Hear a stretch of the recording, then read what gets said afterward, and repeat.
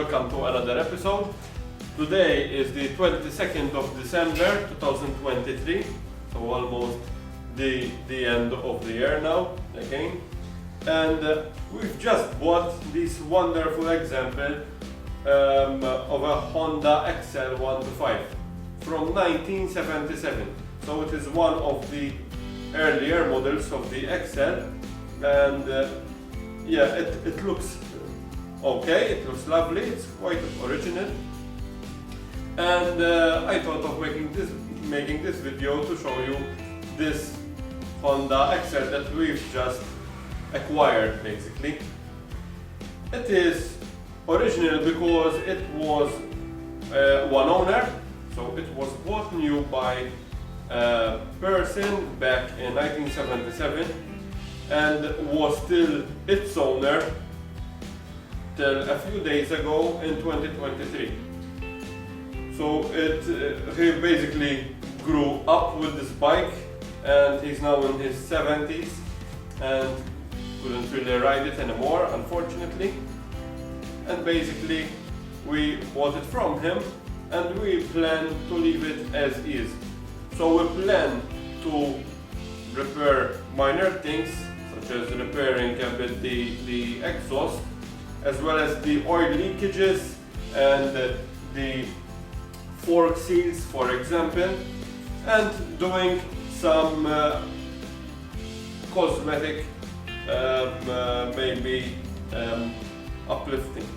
But the most important thing is that mechanically it will be working fine and we'll enjoy it as it is.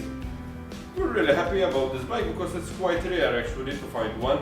I don't know in other countries if it was super popular, but in Malta it was popular, but the 80s model rather than the 70s.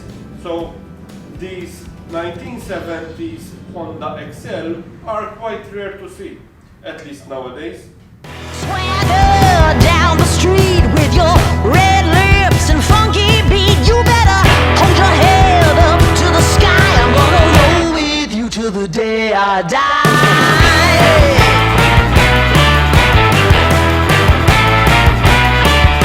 Hey, swing those hips around.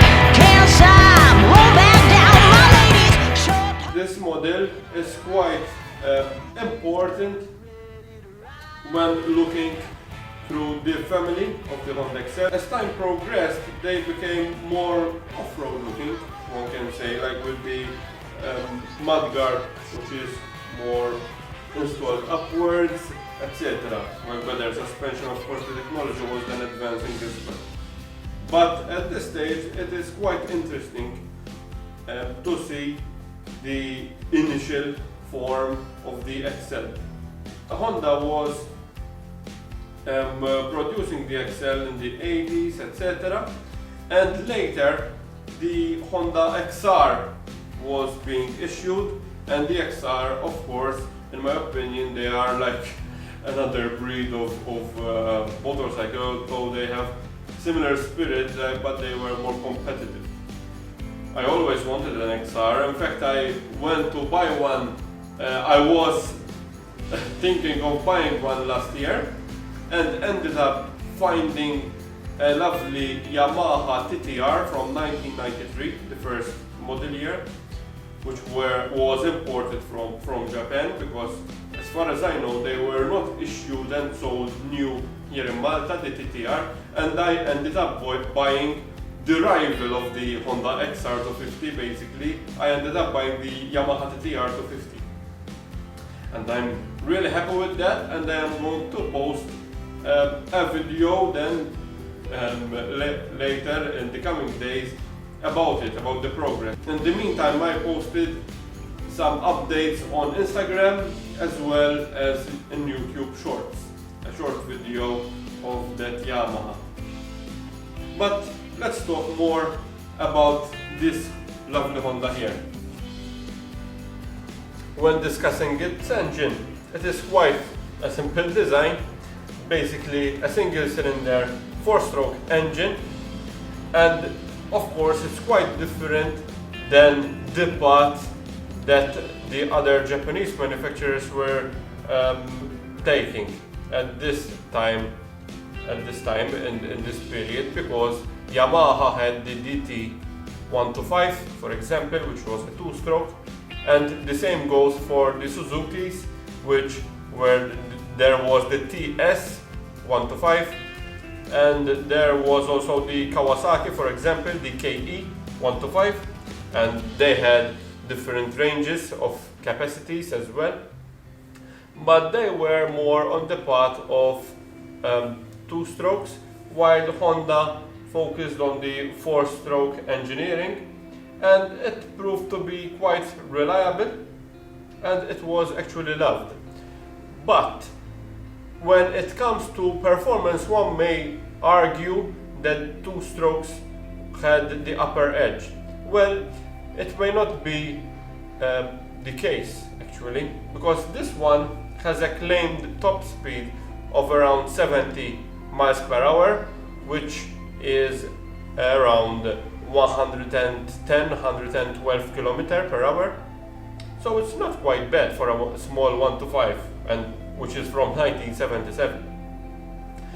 And the other two strokes doesn't have necessarily up more top speed. They go up till 110 as well, apart from the Kawasaki, which I think had also a bit less of a top speed. However, the two strokes normally have a better acceleration.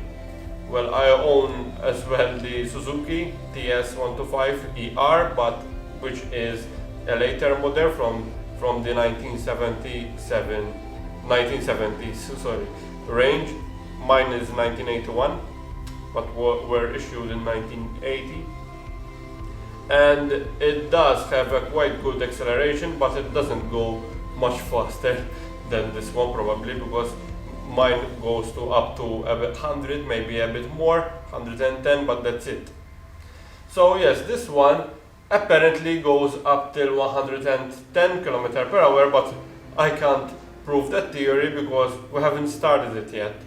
So maybe in the future I can test ride it and approve that that statement. One have to appreciate the size of it, the history of it, and what it is basically. One cannot expect much more, but yes, one cannot underestimate the fun on this one as well.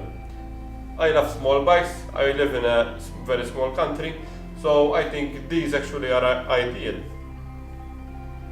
What I love also about these classic machines are the character and the styling that it comes with the bike. Even when looking towards the exhaust, it has some unique and basically full of character. The styling is quite amazing in my opinion, and the metal tank and the small round headlight, which was very typical, and the quite big for nowadays indicators, which are also round. But yes, it is quite a very nice package, and we are very happy with buying this bike actually. So that's it for now. I will post other videos and maybe updates on Instagram about this one after we give it the much needed love it deserves. Until then, one can comment and maybe discuss if one already has an XL or had one, and maybe some memories and experiences with them. And also maybe if you have the Suzuki TS, for example, the other rivals, the Kawasaki KE, which is quite rare to see here in Malta as well. I know only of one actually. And the Yamaha DT, which is quite more common here in Malta than the others. One can compare and contrast if you have experiences with those bikes and comparing it with the 4-stroke XL, for example. So thank you for following me, and I will update you more on this bike and maybe the others as well, when I have time, of course. Thank you, and the best wishes for the last time this year. Thank you.